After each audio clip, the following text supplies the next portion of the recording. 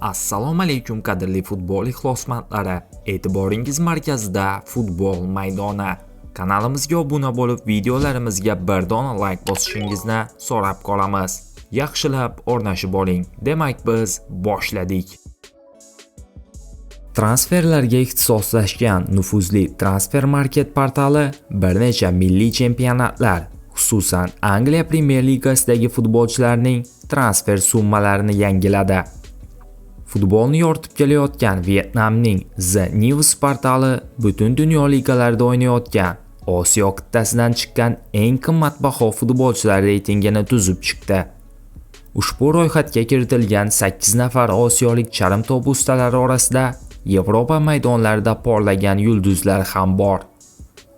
Abduqodir Husanov qit'aning eng qimmat o'yinchilari reytingida o'zbekistonlik markaziy himoyachi Abduqodir Husanov boshchilik qilmoqda.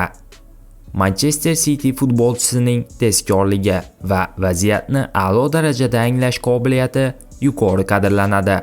Husanovning transfer qiymati o'zgarishsiz qolmoqda va uning 35 million yevroga baholanayotgani kelajakdagi ulkan salohiyatini aks ettiradi. Abduqodir Husanov ayni paytda Osiyo qit'asining eng qimmatbaho o'yinchisi hisoblanadi. Hamyurtimizga omad tilab qolamiz. Bugungi dasturimiz shundan iborat edi.